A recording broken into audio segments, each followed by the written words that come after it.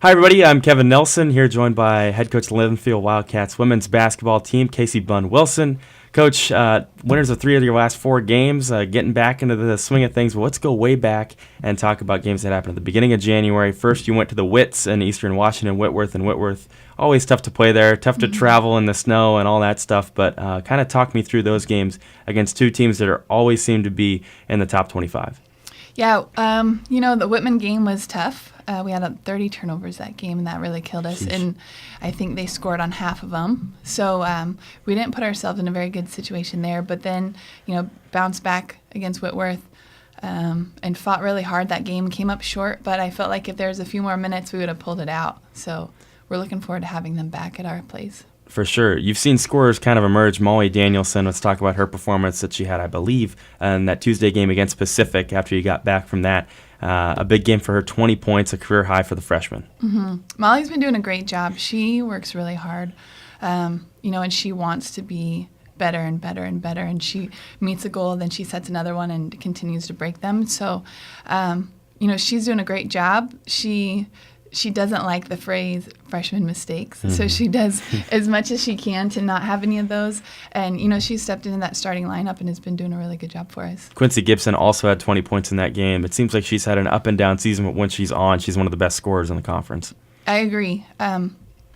Quincy had to just kind of relax and play. And anyone that knows her knows that she's all about basketball, and that's it. And I think being her senior year,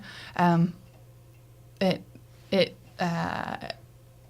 kind of registered with her differently than others. And so once she kind of relaxed and just play and, let her game do the talking, then that was it. I think that was the turning point for her. Right. Yeah, you could see her kind of stressed out in those games and trying to get shots up, and now they're starting to finally fall for her. Talk about your leading scorer, Danny Creer, 5th in the Northwest Conference in points per game at just over 14, and she seems to be a volume shooter, as she always is, the three-point line, but also getting inside, getting some good chances at the free throw line, too, drawing fouls. Yeah, we talked last year a lot about how good of a three-point shooter she is and how to elevate her game. So now she's looking to attack the basket a lot more when they're taking away her shot, but she's still knocking them down, which is great for us. We need that. She's been the most consistent all year. For sure. Let's skip forward now. A loss to George Fox. They're one of the top teams every single year, always forcing teams into turnovers, and I think they're averaging 26.9 turnovers forced per game, which is just unbelievable. We'll skip that, get right to the game against Willamette, and then this weekend against PLU. 2 games you won, and one big over Willamette, and then one in a nail-biter against Duluth's 58-54 this weekend. Yeah, 2 much-needed wins for us. We haven't won at Willamette, I think, in 4 years, so that was a huge win.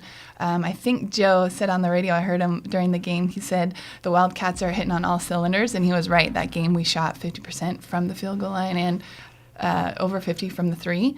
So that was a huge win for us. Willamette's been playing really well this year. They're a tough team. And then, we got the Lutes at home.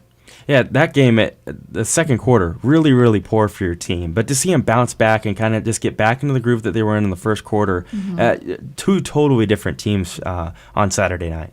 I agree. I think our team has matured a lot since the beginning of the season. We've been able to go through adversity and then come out on the other side of it instead of crumble like maybe we would have done before. And that second quarter was a really good test for us.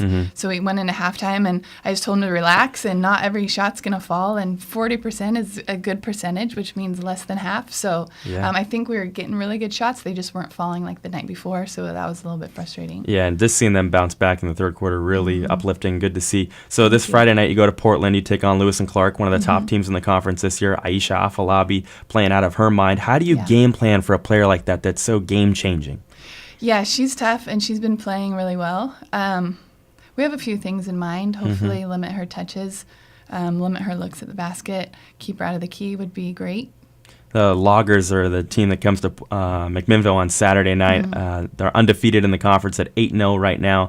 They defeated you guys up the first game of the Northwest Conference season way back, I think, December 3rd. How do you game plan for them now after having faced them, having gone through that, a first road trip for a young team, but now you get them back in McMinnville?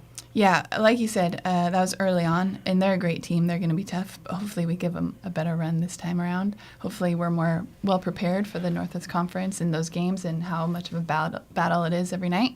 But yeah, I think we've improved a lot since then. Friday night, Cats up in Portland. They'll take on Lewis and Clark Saturday, then back in McMinnville against the Puget Sound Loggers. Coach, thanks for the time. Thank you.